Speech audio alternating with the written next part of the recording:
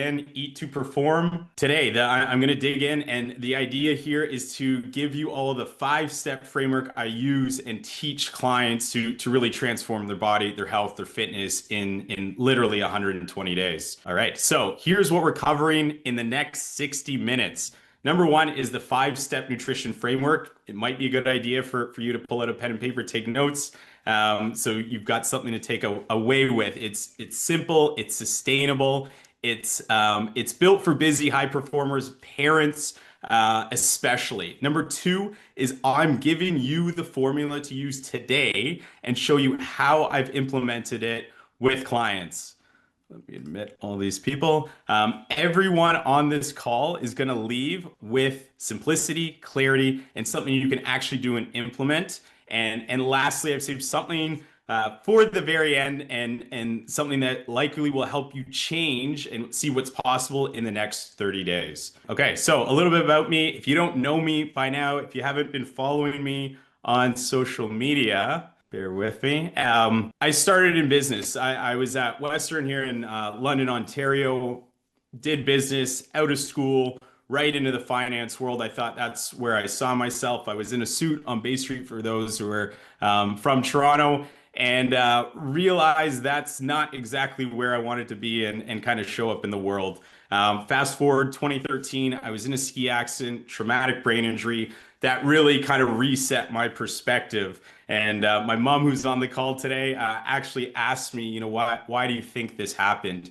And it really just made me stop and think and pause in the moment and really reflect and dig deep on where I wanted to go in my life. And number one was my recovery. So healing from a TBI, traumatic brain injury, that was top priority for me. I was off work completely. I had to sell the business I was running and working and building towards at the time as a financial advisor. And I went all in to really heal my brain, my body, my mind, and met some amazing doctors, practitioners. Brian, nice to see you, along the way. And this is what really started the journey and how Mindful Method came to be. So today I've cultivated everything I've learned. I started in personal training and realized I have some clients here on the call, Sarah, who I first started and realized I couldn't give you everything you needed and couldn't support the best way I could when you were traveling, how your sleep habits were, what kind of movement you were doing outside of the gym, how you manage stress, and most importantly, your eating habits. So that's kind of what transpired and really fueled my passion for Mindful Method, coaching clients worldwide and really helping them put the whole piece of the puzzle together. Not just workouts, not just food in the kitchen, but everything that goes on in between your 24 hours in your day. So it's been nearly 8 years coaching clients in person and online. I've worked with over 200 clients, really helped them transform of how they look, how they feel, and helping them really break free from health ruts to feel stronger, more energized at any age. All right, so the roadmap, the five-step nutrition framework I use with clients, and I know I have some clients I've worked with on here as well. So this may be a great reminder. It may be a good refresher. It may be a little bit of an eye-opener. I'm going to dig into each one of these points and kind of break them down. And then, of course, ask questions. I'll do my best to answer as we go through. So number one is protein first. How much are you actually eating in your day, in your meal? Number two is build meals, don't diet, right? The simple plate framework, I like to call it. Number three is control liquid calories and your weekends. Weekends count, absolutely. And the simple plate framework. Number four is eat for your real life today, not the person you were back in your 20s, your 30s, or in your 50s. And number five is consistency over perfection. Mindset that actually changes everything. And then lastly, I'm going to talk about the bonus for all of you who have taken time out of your busy day to show up today and share it with me. So number one, how much are you actually eating? This is protein, right? So when I talk about protein, I think majority of you know or have a decent idea of what protein looks like. It's chicken, it's beef, it's fish, it's Greek yogurt, it's eggs. So how much protein do you actually need? right? This is a common question that I get when I first start working with a client. This is a common question I just get out of the blue from others who just have no idea when I'm talking about protein. So the rule of thumb, if you were working with me today, I would want you to start at zero point 0.7 times your desired body weight. So I'm going to give that example. So for me, I'm 160 pounds. 0.7 times 160 pounds is roughly, I think it's 112 grams of protein per day. So that may seem a little bit overwhelming. That's just a number there I'm throwing out, right? And then it's like, how do I break that down into my day? So can you eat protein first on your plate, right? It is one way to start to chip away. Are you under protein or over snacked? I love this phrase, right? If you find you're grazing, you're snacking throughout the day, you're like, geez, I just had my first meal, I had my breakfast, and then I need something, and then and then the day kind of gets away from you, and then you're eating after dinner. I call it the dinner after dinner. These are kind of eating habits that you need to start to become aware of because they add up. They definitely affect your bottom line.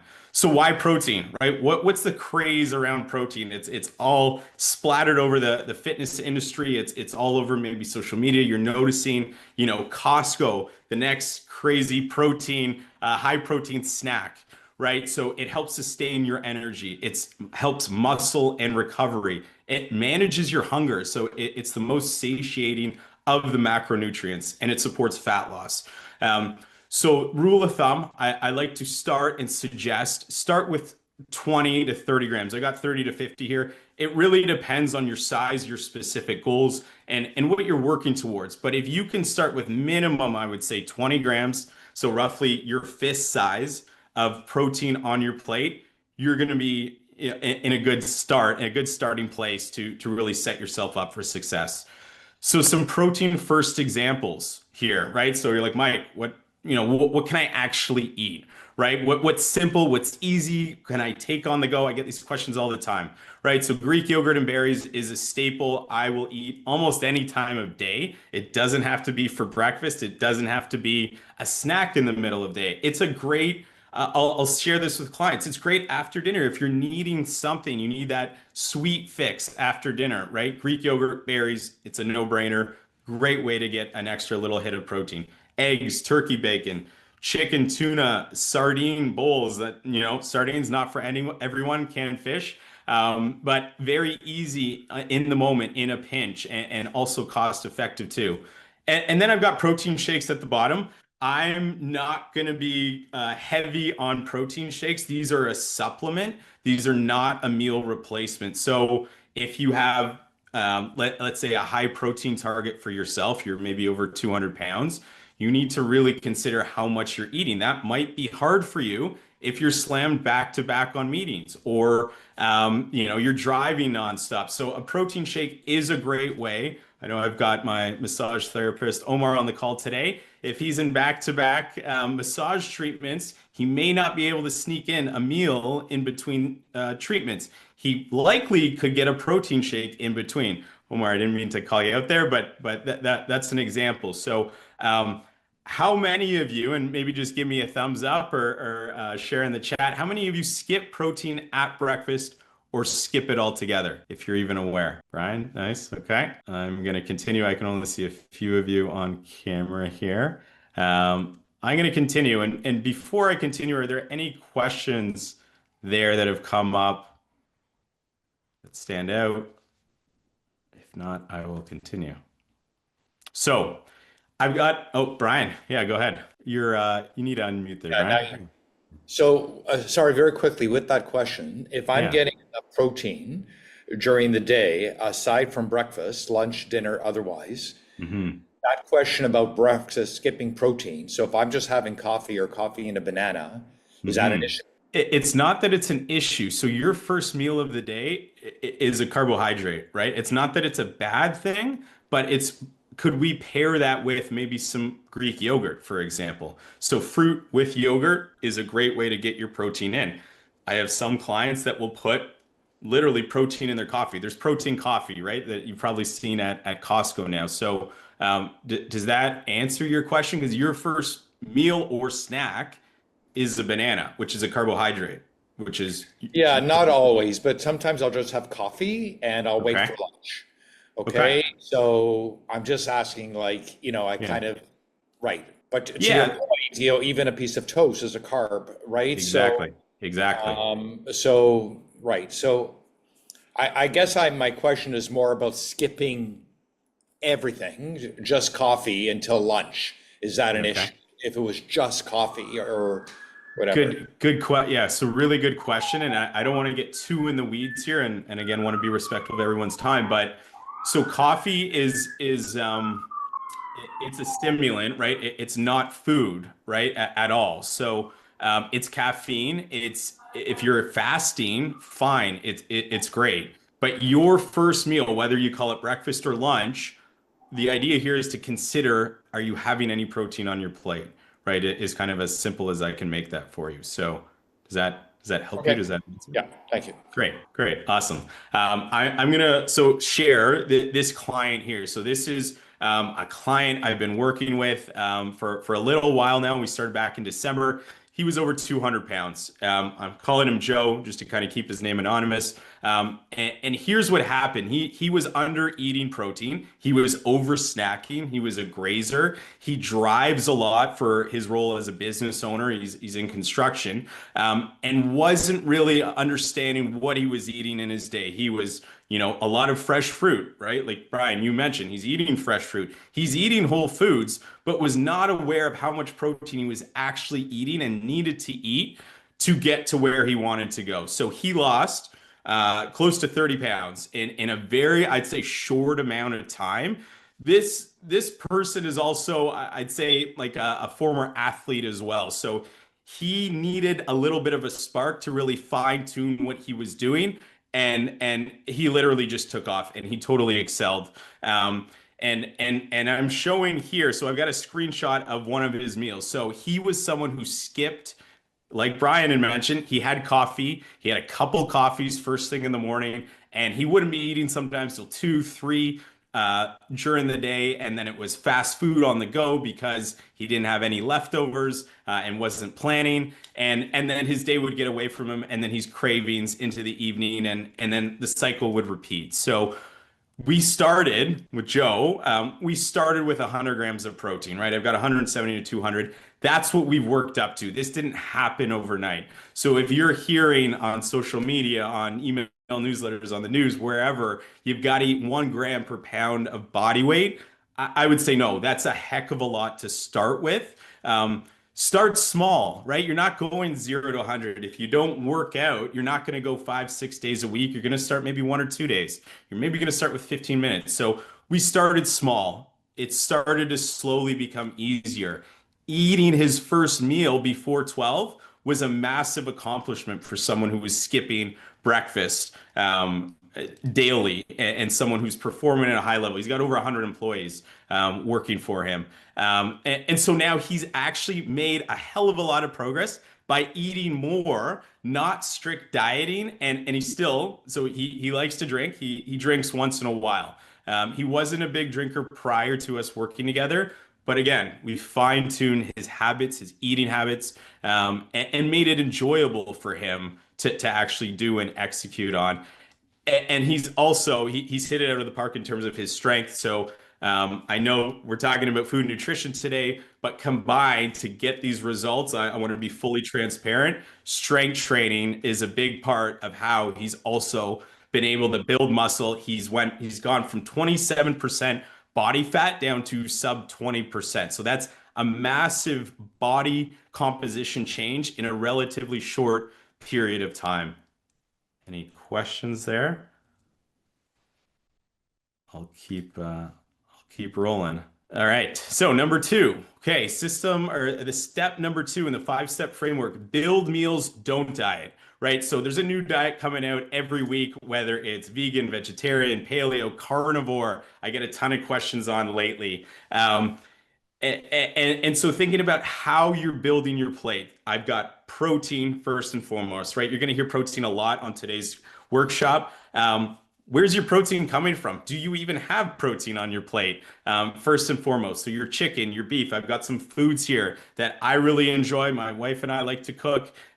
Clients really like to cook, and it's all about making meals that are you enjoy eating, that you obviously don't hate eating, but are easy to make. They're convenient to make. They're not going to take hours in the kitchen either. And that's where you're starting. So you've got your protein, you've got your smart carbohydrates. So we're not scared of carbs, right? There's this crazy craze on like, our carbs are bad, right? So your smart carbs, and what I mean by smart carbs are easy to digest carbohydrates that are going to give you fuel and energy. You typically want to time these around your workouts, for example. So sweet potato, rice, oats, legumes are great, beans are great, fiber, right? And getting into your veggies. So when I say veggies, I'm talking about your carrots, your broccoli, your cauliflower, and fiber, right? Is kind of like the next protein, I would say. So people again are under eating fiber, right? You want to get digestion moving, you feel better, you move better, you perform better. So not just veggies that are in season, of course, absolutely. Consider how much fiber is on your plate. Lentils, black beans, chickpeas, great sources of fiber. And then your healthy fats, right? So healthy fats, avocados, extra virgin olive oil, nuts, seeds, help in digestion, help in absorbing the protein, and it's also can be quite satiating. So you don't want to, again, be scared of healthy fats. It was another thing that's kind of come up lately. So the idea here is no strict diet obsession, but a focused structure when you're making your meals. So a couple of questions here just for you to think about do you eat and do you snack randomly? Is that something that you maybe have been noticing a little bit more summer, patio season, the weather's getting nicer? Are you a grazer? I'm definitely guilty of this. You can be standing in the kitchen and you're getting things ready and you're grabbing maybe something that you're preparing for dinner, and you just by the time you're ready to sit down, you've actually already eaten quite a bit, and you might not be even hungry. Do you stand at the counter and eat? Again, that's something I'm definitely guilty of if I'm stressed, if I'm busy, if I'm back to back, right? Standing to eat versus sitting to eat. So very simple eating habits that we're not taught in school how to like eat properly, right? Unless like my mom, she's gone to school for holistic nutrition. These are very simple things that you may not be aware of that can actually have a huge effect on how you feel, on how you look, on how you perform, whether it's at work, whether it's in sport. I've got a few athletes on the call today as well that are endurance athletes. You really need to consider how you're eating in your day, and more so awareness is a big takeaway here. So I'm going to keep rolling. If you have questions, please unmute. So I've got an example here, a cyclist. For those who know me, I'm a huge cyclist. I work with a number of cyclists as well. Again, a dad in his 40s, a business owner. He's an endurance athlete. He started eating to fuel his lifestyle. Someone, again, who was skipping meals throughout his day, super busy. He's got 3 kids. He's running his own firm. And again, unaware of how his eating habits were. Didn't know how much, like any idea of how much protein he was eating, or even if he should start eating protein. So again, that's kind of where we started. And I've got an example here of a meal he made: chicken, cold or pressed cottage cheese, a big favorite of mine that actually Costco, plug for Costco, I'm not affiliated at all, does carry. It's great and a great topping to, again, add a little bit more protein on your plate. He started just over 200 pounds, so a fairly big guy. Again, someone who's quite athletic, but hadn't been in any kind of routine since he had kids. So it was over 6-7 years. It was kind of ad hoc. He'd be on the bike. He'd do a little bit, kind of here and there, skiing in the wintertime. And he's got his third kid on the way, so he's stressed. He's got a lot on his mind at any given moment. He travels a lot for work and vacation. He's still managed and has done an incredible job. staying consistent, more importantly, and staying on track with his eating habits. We've dialed into his sleep. Alcohol was a huge one for him, that this was someone drinking 10, 15 plus drinks on any given week. So that, if you take anything away, if you're someone who does like to indulge and enjoy their drinks, that might be a great place for you to start to really consider and maybe even track how many drinks you're having in a week, because that, what was a very standout point for this person, I'll call him Dean, that a light bulb went off. He's like, not only, so when I talk about alcohol, it's not the calories is my big concern. It's how your sleep is impacted, how your energy is impacted the next day, your ability to get up and show up as a parent, as maybe a business owner, as all the different hats you're wearing in your life. So alcohol, if you haven't considered, if alcohol is a big part of your life, you might want to reconsider. So there's a little bit of awareness here. Going into number 3 is control liquid calories and weekends, right? So if you haven't guessed it by now, alcohol is going to have a huge impact on not only how you look, how you feel, how you perform, your energy. I got a number of questions leading up to this workshop on how can I improve my energy by eating certain foods, and I'll address that. So a lot of progress can really be impacted over the weekend. So maybe you're a weekend warrior. You're tight Monday to Thursday, Monday to Friday, and then Friday rolls around. We're doing pizza with the kids. I'm going out for drinks with friends Saturday, and then Sunday, you're feeling slow, you're feeling lethargic, and then you got to restart all over again come Monday. So alcohol awareness, first and foremost. The mindless snacking I've talked about, right? So if you're standing at the office and there's donuts, there's desserts, there's fruit, there's nuts, maybe you're around food quite a bit, and just find that you're tempted more often than not. I have a number of clients. There's always food in the office. People are always bringing it in. So that in itself, like, it's not even in the home, it's at the office. It's in front of you every single day. The fancy coffee drinks, right? Whether it's Starbucks, wherever you're going for drinks, do you realize what's actually in those drinks? And then your weekends, are they snowballing from one meal into the entire weekend? And then you're wondering, like, why haven't I made any progress come Monday? So some simple rules here.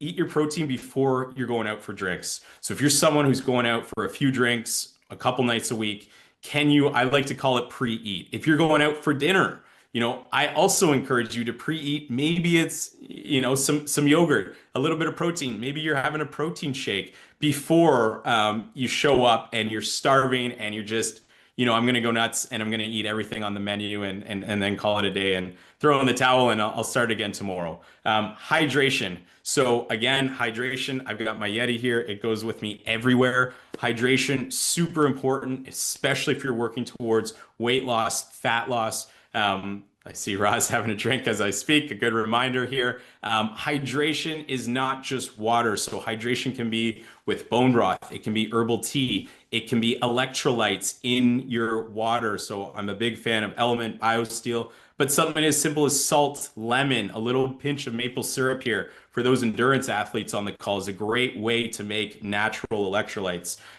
One indulgent meal. So the idea here, I'm not on here to just tell you to be super strict and you're going to get the results you want. I want, you've got to enjoy your meals. You've got your social, you're traveling. I love, you're trying different foods wherever we're traveling. We were in Asia. There was some crazy different foods we were trying.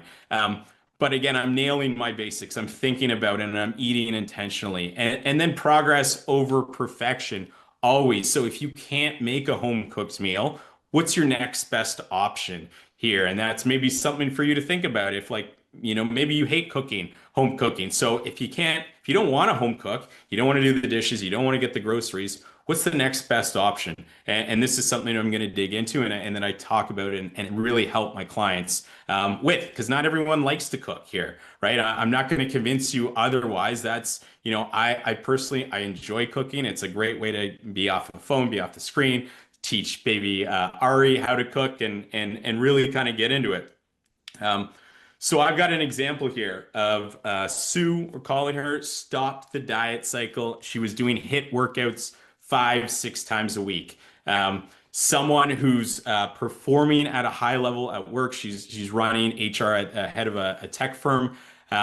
She was someone drinking a heck of a lot of drinks. It was over, I'd say 15 drinks a week. So she's also has an Irish background, so of course that doesn't help. That's something she was born with. So, if you're someone who's again maybe working on a specific habit like alcohol drinking, and you're having a hard time with it. So maybe it's something you grew up with and it's been a part of your life, your social, your friend groups, right? This is something that it's not going to change overnight. And for her, it certainly didn't. We started slow. She became aware. We didn't even address alcohol in the beginning. It was like, okay, we're going to really strip everything back. We're going to take a look at how you're eating, what you're eating. Again, someone who is skipping meals, eating very small, tiny meals, doing an extreme calorie deficit, which was just completely throwing off her hormones. She was dealing with a ton of inflammation, brain fog, not feeling her best whatsoever, and was not almost even aware of kind of how she was just kind of getting through her days. So today, fast forward, so she was 162 pounds. She's now down 144. More importantly, we helped build structure for her on her weekends. So the weekends were her biggest struggle. She was good. She was eating well Monday to Thursday, Monday to Friday. Friday rolled around, Saturday rolled around. She's out every single meal.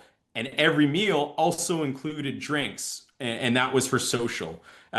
So first and foremost became awareness around how much, Sue, I'm going to call her, was drinking in a week, right? So we didn't even, go deep into food in the beginning. And then it was like, okay, what's on your plate when you're going out to eat? So this is an important point. You can still make awesome progress and eat out quite a bit. It's not, I wouldn't suggest it or recommend it, but some of my clients are eating out 3, 4, 5 times a week. It's part of, their role in work and them being social. They enjoy it too. So, we brought awareness to how she was eating, how she was drinking, how she was feeling, how she was managing stress. This is someone who was an emotional eater. She was dealing with so much stress, so her outlet would be to binge eat. She would reach for the box of cookies and surprise, she'd have the whole thing of cookies, right? So it wasn't just one, it wasn't just a few, but it was, completing it. And then not feeling great. And then the cycle would repeat and would continue. She shared a photo here. She got into the gym first time ever or in a while on New Year's Day. So again, helping her build habits and making herself aware of what was helping lift her up, what was feeling good for her. She shared feeling strong-minded on going out socially and being sober. So she worked so hard to get to I run these little challenges when working with clients one-on-one. So, Roz, I'm going to pick on you because I see you. Can you do 2 weeks without alcohol? This is someone who never went without any alcohol. So we started slow. We thought, sought out what was realistic for her and slowly started to chip away, again, around her habits. And I've got here her big win. So I'm a huge fan of wins. If you're not aware yet, I love, this is how we build momentum week to week. So progress over for perfection. So sticking to her nutrition, even on the weekend, was a massive win for her, because typically she would just let weekends just fly by the seat of her pants, totally unaware, and just kind of show up Monday and kind of hope for the best here. So that's kind of a snapshot of how I break down and how I can work with a client and really fine tune everything we're working on, not just in the gym, not just in the kitchen, but everything that goes on in your week. Any questions there? I feel like I've been talking quite a bit. Feel free to unmute. I'll continue. I'm going to have a sip. So number 4, eat for your life and schedule here, right? So everyone's busy. Everyone's got 20 things on their calendar. You managed to show up here today. Awesome. You're a traveler. You've got stressful seasons or periods of work in your life. You've got work events, work dinners you're going out. You've got late night cravings that are going to show up at maybe certain times in your month. There's the kids schedule, right? That you're constantly juggling, of course, if you have kids. Hockey tournaments, right? So all these things are going to be coming at you and probably regularly throughout your years. So we always know the fall, back to school. We know the holidays come around the same time every year around December. And then January, it's like, okay, I'm going to hit the reset button and really give it a hard push.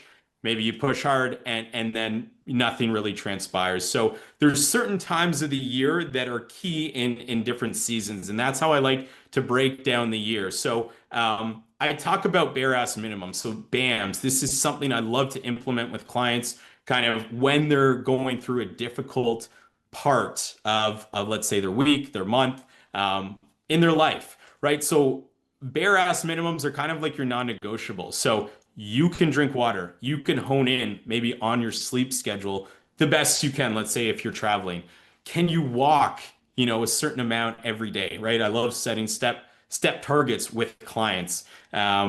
So bare ass minimums. If you can't cook a home cooked meal, what's going to be your next best option? I've got emergency meals here, right? So I'm a huge fan of this. When I'm in a busy season, I'm going to get meals delivered to me that are cooked. All I have to do is heat them up. This is not something like HelloFresh for those who have done the boxes where all the ingredients come in and then you got to cook it. And then, this is meals delivered to me. I can put them in the freezer. Athlete's Kitchen, I'm a huge advocate of, and no plug for him. I'm good friends with him. They're awesome prepared meals that literally you just show up and eat. There's no dishes, there's no grocery shopping. Prep Shop is another one here that I'm a huge advocate of. So these are great and a much better alternative than your Uber Eats, than grabbing Subway, than going for that fast food. So having that plan B, that backup in anticipation of your busier weeks for travel, for stressful times, for work, right? Protein convenience foods, right? So again, Brian asked banana, coffee. If Brian's rushing to the office or rushing to his next appointment, what can I have that's simple, that's convenient? So Greek yogurt with a banana is a great start. Beef jerky, as long as it's not too salty. I've seen some that are crazy salty out there. No knock to Costco, but there are some good ones as well that you can definitely find. I saw protein chips the other day. They're chicken protein chips. I haven't tried them. They look actually okay. I've heard mixed reviews. Frozen ready meals, hard-boiled eggs, canned fish, I'm a huge advocate of. I know it's not for everyone. You don't typically want to bring that to the office and kind of upset all your coworkers, but so finding foods that are higher protein, they're more satiating, they're going to keep you full when you're in a pinch. So staples that we always like to have in our cupboards, we've got the canned fish, we've got Greek yogurt, we're buying a 30-pack of eggs tray. We've got egg whites, easy. We had breakfast for dinner tonight. I made eggs and egg whites, super simple when you're in a pinch. And then having and being okay with a bit of a flexible structure. So something better than nothing here, right? So if you can't cook your meal, right? What is the next best option? Do I have a next best plan B, or am I just going to default to Uber Eats, right? And I hear this all the time. I don't have access to a gym when I'm traveling. Great. You've got your body weight you can work with, right? Your body weight is more than enough to do workouts with. And a great starting point. So this all or none mentality, maybe you're someone who's like, geez, Mike, this is something that I really struggle with, right? And this is where, you have to slowly just start to break it down of what's realistic, what's manageable when you're in these difficult moments or seasons you're going through. Any questions there? All right, I'm gonna keep rolling here. So Mark, this is a busy accountant, a business owner. He doesn't let busy seasons of work and weekend activities with his 3 kids stall his progress. Again, he's been an exceptional client to work with because I knew he had what it took. So he gave 110% with his clients and with his family. yet he put himself last as a dad. And when I spoke to him in 2023, this is someone again who was a cyclist. He doesn't cycle anymore. I couldn't believe who I was looking at. I didn't even recognize him when I first spoke to him, and he put himself last on the priority list, and we started to slowly chip away. We started trying to help him find foods that he enjoyed eating and build structure around. Typically January to even June are his busiest season every single year. He does the most revenue income in his business that in that specific period. So we needed a game plan for his playoffs of not skipping meals, of having foods and meals ready to go when he was in a pinch, when he was slammed back to back, dealing with Canada revenue, and in really tight moments. Having an outlet to manage his stress was super key. So he's a racket player, loves squash. He got into pickleball, and also he was going somewhere already. So I'm like, we've got to start doing some kind of strength training to help you build some muscle to improve kind of how you look, how you feel, and have the energy to keep up with his three kids. So we started slowly chipping away. And this wasn't 4 or 5 times a week in the gym. We started with one, we started with two, we started with 20 to 30-minute sessions of what he was able to do, not more stress on his plate, but rather an outlet to help him manage stress during busy seasons. He invited me to show up and do a High Rocks competition. So for those who don't know, High Rocks, super intense. It's a combination of 8 different strength movements and running at the same time in between. It's a little bit nuts. It's super fun if you've never considered it or tried it. But he wanted me to come out with him, coach, come out with him and do it, and he did awesome. Again, this was someone who needed a fire to be lit under him and kind of guide him and show him the way, exactly like what he does with his clients in accounting and helping them manage their finances and everything he does for them. So down 41 pounds today, and still continues to go through difficult times, and he's still in the thick of it in his busy season right now. So Petey, I know you just joined. Thanks for hopping on. Please make sure you guys are muted as well. If you have a question, I encourage you, hop on right now. We do have time. Otherwise, I will continue. So number 5 is consistency over perfection. I think social media completely misportrays this. And everyone looks perfect, and you've got to look or eat a certain way. Every meal has to be exactly, protein, carbs, fats, and look super pretty. No, not at all. Like some of the meals, some of you I know who follow me on social media, they don't look pretty. They don't even look appetizing. Some of my clients are like, geez, that Mike, I can't even believe you eat that. But for me, it's fuel is how I look at it when I'm in between client calls. I'm talking to my team. I'm managing all the different hats, my son, my wife, everything I'm doing in my day. So it's helping you remove this all or nothing mentality. I mentioned this earlier in this workshop. So I'm putting it to you right now. Are you someone who deals with this all or none, right? If you can't make a healthy meal, if you can't get your workout in, do you stop, you throw in the towel and I'll figure it out tomorrow type of thing? Or do you have some kind of plan in place of like when things get super busy, I know I can do this or I can eat this way? Are you finding you're starting over every Monday, right? The weekend was super tough. I was out with the kids, drinks, and constantly back to back. And you know what? I'll just reset on Monday. Consistency wins every single time. And I've got some pretty interesting stats here of how you can actually change your identity. So more so than just the number on the scale, your body fat, how you look in the mirror, taking your shirt off at the beach or on vacation. It's your consistency. 30% consistent, you're going to get 5 to 15% results, potential results here. So what that looks like in terms of your meals, right? If you're eating 3 meals a day, 21 meals a week, you're eating 6 meals that you're actually consistent with. if you're 50%, right? So you're eating 11 out of 21 of your meals that you're actually focused in on, you're intentional about, you're going to get 30 to 40% of your results.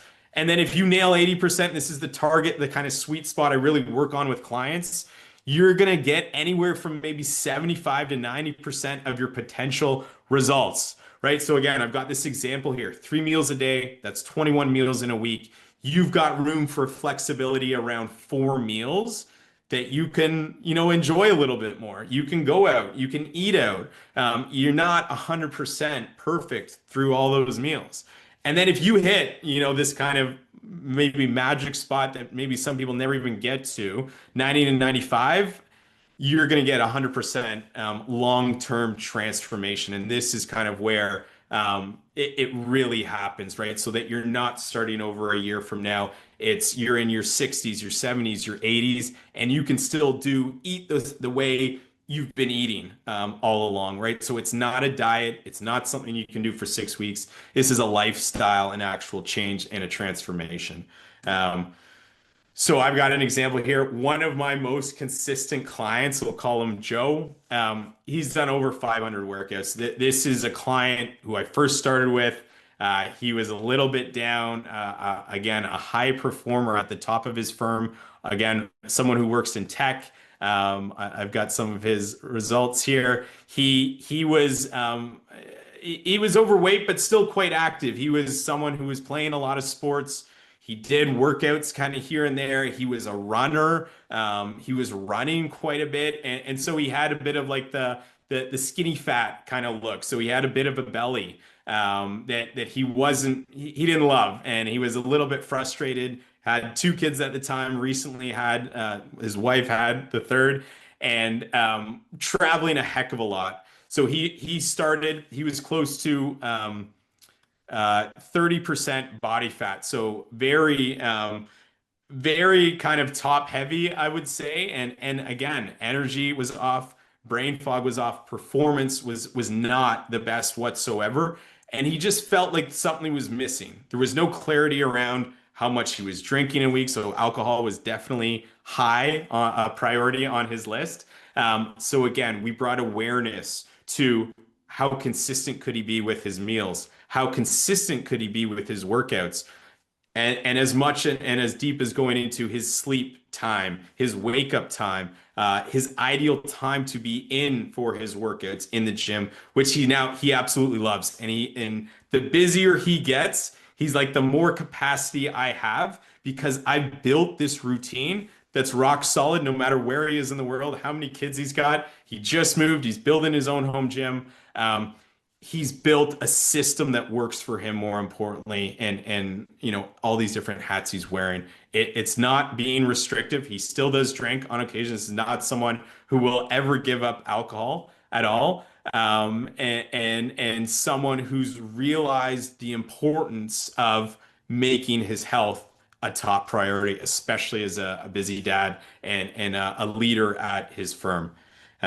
So that's a couple examples, real life examples of clients that I'm working with today. I wanted to be super transparent of how this method works so that you can actually implement what I'm talking about today. You have tangible ways to actually take away from today and literally start to work on how you eat and how you feel. So next, you've got definitely more potential than you think. So right now you're probably thinking, I've kind of, I've shared a lot in today's workshop and presentation. There's probably a lot of things going on in your head. You've got kind of 2 paths to go from here, right? So path 1 is maybe you continue to do it yourself. You continue to be maybe a little bit frustrated. You're struggling a little bit. You're like, Coach Mike, yeah, you shared a lot of great tips. I can definitely try and work on implementing these, and maybe I'll figure things out. Maybe I won't figure things out, or maybe I never will, right? And then there's path 2. So then it's the done with you. So I'm kind of laying out 2 options here of how you can actually implement and actually change your life.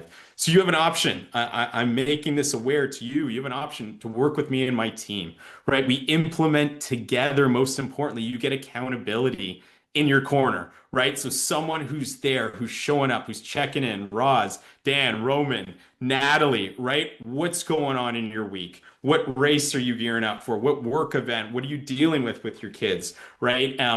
Helping you get there maybe faster than you ever would on your own, and maybe have some huge awareness around what you're actually doing. So giving yourself, I call it almost looking at a macro view of your week and how you perform and how you show up, and actually get, more importantly, the results you've maybe been wanting all along with a proven system. I've done it again with hundreds of different clients here. And I'm going to open up the floor for questions, for Q&A, and hear from any and all of you. So the last thing I'm going to share is I got a ton of questions ahead of time that I am not able to address on the workshop today. I'm doing an exclusive podcast that you all are going to get who have decided to join and participate in today's workshop, where I break down everyone's question in detail, in depth. So stay tuned for that. That is coming up. So yeah, Dan, Roz, Roman, those who are on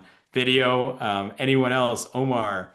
I got a few iPad, iPhone people. Yeah, any questions? Francis, I can see your hand up there. Hey, Mike, thanks a lot for this. I was just wondering, is there an app that you recommend in terms of tracking meals, whether it's protein, alcohol drinks, to just sort of have more of a sense of what it actually looks like that we're taking in? Yeah, great question. So MyFitnessPal is kind of one that I really like. There's Macros First is another one. I think at the end of the day, Francis, yeah, there's a number of great apps out there. They're all kind of, I wouldn't say more or less doing the same thing, but what it sounds like you're getting at is actually starting to track your food, tracking your drinks, maybe even making a food log. So instead of an app, it's easy. Some clients can't stand using an app. It's maybe just pulling out a pen and paper. Note section in your phone is also a great place to start. If you're not well versed on technology or doing an app. So Francis, did that help answer that question for you? Yeah, perfect. Aries, nice to see you. You brought your son as well. Any other questions coming up? Anything at all health, fitness, nutrition related? We've got a few more minutes here. Any questions about the presentation? Anything going on? Feel free to, I will actually look at the chat as well. Thanks, Natalie, for sending the Stripe link. Yeah, so I had a question. Go ahead, Dan. Yeah. What percentage would you say that alcohol plays in your overall success? The reason being is I quit about 6 years ago, and I found that my fitness changed a 180 into a better spot for sure. Yeah. I was never able to get away from the weekend, whereas now I find it so much easier. Yeah. I think you're a great example of what's possible when alcohol is no longer part of your life. I'm sure you've realized, like, you now wake up, fresh, clear-minded. You're doing all the maybe activities of sports you want to get into. So I would say, if the person I'm working with is open to it, it has a massive impact on your success and results. I work with some clients who will never give up their drinks. They love it. They love their beers. Yeah. And that's fine. It's going to be much harder. It absolutely delays the process of your body's ability to reduce body fat, first and foremost, 100%. It slows down the process because your body's working on digesting the alcohol, not to mention impacting your sleep, and your appetite, your digestion as well. So it's a good question. I've never really thought about what maybe percentage it impacts or Right. helps with the results, but it's huge. It's absolutely huge. And the more research that's coming out of how, I would say, detrimental it is on the body and how it really impacts not just the Right. calories, right? Like I think when, if I'm starting with a new client who's drinking a lot, it's like, oh, I'm so concerned about the calories. I don't even go there. I don't even talk about the calories. It's more of like how you Right. feel the next day and in the moment, and the inhibition of like, I'm gonna have a few more and then I'm gonna eat the burger and fries. And I'm just going to Right. share a good story. You reminded me here. So I work with a very prestigious. He's a doctor at MedCan, and I'm like, why does this guy want to work with me? He's super knowledgeable. He knows way more than I do. Yet he doesn't have the accountability of someone in his corner who's other than his wife, who he won't even go there because she's also an MD. He doesn't have that accountability of someone in his corner who can lean on him, who can help him work through, his tougher, more stressful days. He was under eating protein. He's a big snacker. So someone who's so high up and so knowledgeable and so much education and literally tells his patients, you got to move more, you got to eat less to lose weight, right? Needed help, and he's an awesome client. I love working with him. He always challenges me. But yeah, like, and this is actually someone, Dan, who's really reduced his alcohol intake. He's in his 60s. Alcohol is a big part of his social. He's winding down his career right now, and so he's out on the ski slopes. He's having a few drinks. He's entertaining on weekends quite a bit, and now he's aware. So Francis, back to your question, he tracks his drinks every single week, and has really brought that number down, and not only that number, but also really helped his bank account too. He can actually see I can't remember the app, but I'll share it with you. It shows like how much you're saving by not having that certain amount of drinks. So Dan, that was yeah, really good question. Hopefully I gave you a little bit of clarity and context there. So I've got No, that was awesome. Thanks, Mike. great. Yeah. Any other questions? Roman, Roz, Zoe, I can see. Brian, I got a couple Brians on here. I think Sarah's on. Elon, my real estate agent. Thank you for showing up. Omar, my RMT. Peter from the West Coast. I was gonna share. So endurance athletes, this question came up. So whether you're a cyclist, you're a runner, you're a swimmer. I work with a number of Ironman and triathletes. This is a whole different ballgame when you're fueling the body.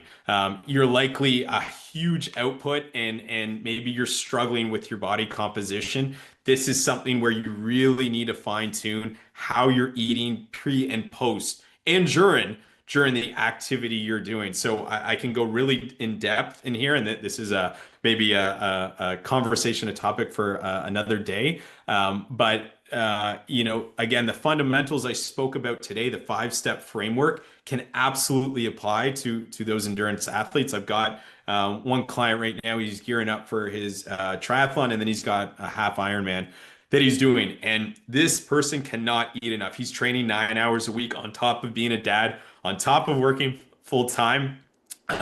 We really have to fine tune his eating, because he typically will undereat and has a hard time keeping up. So training to fuel, especially for sport, absolutely needs to be taken into consideration. I'm going to share this actually. So where I bought my bike, I won't mention where, but the mechanic there, and I know Brian's a friend of mine, a big cyclist and a bike tech as well. He's an Olympic coach, and he was coaching elite cyclists. And what he said is, when I start with these athletes, the first thing they think about of what we need to work on is our training. And what I say is, we got to think about your recovery first and foremost, your nutrition second, and then your training comes last. In that specific order, he works with his elite athletes. So everyone always, maybe not everyone, but if you're pushing for a certain sport, you got a race coming up. We just had the Sporting Life 10K in Toronto here, in the Toronto Marathon. Yes, training 100% is important, but how are you fueling? How is your recovery, more importantly, to get up and show up the next day? And Dan, to your point, alcohol is going to have a massive impact on your recovery, not to mention how you perform the next day. So yeah, maybe just a short story there. Any last final questions here? Again, I've opened up my calendar this weekend. If you want to dive a little bit deeper, if I didn't answer specifically your question that you wanted answered today, or wanted to dive a little bit deeper, I'm making myself available this weekend and into next week to set up a call with you and kind of walk through it one-on-one. So if you know didn't want to open up your mic or come on video today, I'm available. I'm more than willing to help, and no cost, no obligation here. Yeah, Brian, nice to see you. Thanks for showing Hey, up today. Mike, just a quick question for Sure. the Other podcast. Brian. First of all, thank you very much for this workshop. Great info. I Yeah. really appreciate it. For the podcast, could you maybe talk a little bit about sodium and sugars? I know Sure. there's obviously with CFIA and everything you're buying today, there's all these warnings or whatever you want to call them on the packaging. But I know for myself, and I know it's based on demographic as well, very focused on how much sodium I'm consuming and how much and sugars as well. So just a thought, if you could maybe incorporate something into the podcast when you do that.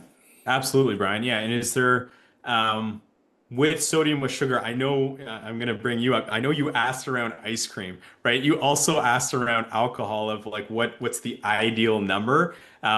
To that, I will say again, it's in moderation. It's probably not an answer you want to hear, but if you're someone who's having 3+ drinks a week and you're finding it hard to get into that, regular routine and consistent routine, more importantly, this is where you may need to start to address that. I'm never going to tell you not to eat ice cream. Ice cream's great. I'm not a huge fan of ice cream, but this is where it's if it's important to you, I want you to enjoy that and work it into part of your week, part of your meals, part of your social, part of what you're eating and what you're consuming on a weekly basis. But I will dig into sodium. I will dig into sugar.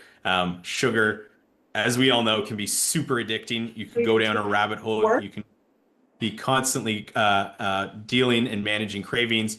If you've never done a reset protocol, so I know I've done a podcast on this. It's an elimination diet. So whether it's around sugar, whether it's around alcohol, whether it's maybe just a snack that you've been snacking on regularly, I encourage you, take 2 weeks, take 4 weeks, and strip it out of your meals, of your drinks, of your diet, of your weekly habit of always going to the fridge for that beer after work or that ice cream late at night because you had a long day, you're stressed. If you can do that and bring awareness to that and remove that and notice how you feel, and can I maybe go for a walk when I'm super stressed instead of reaching for the ice cream or the beer or the drink? Tune in and see, does that help me? I know a walk versus an ice cream is a totally different dopamine hit, and I think that's just it, right? So are you reaching for social media? Are you reaching for a cookie, a Snickers bar, right? When things get difficult and you're needing that dopamine hit, if you can remove that, if you can do a bit of a reset, I hate to use the word detox, but literally it's like a reset protocol I use with clients. And if you've been very addicted to something, yes to social media, yes to certain foods, yes to maybe drinks, maybe it's time that you take a pause and you take a break from it, right? So it's never feeling restricted, but it's incorporating again what you love and enjoying part of your week. So yeah, that's about it. That's all I had for today.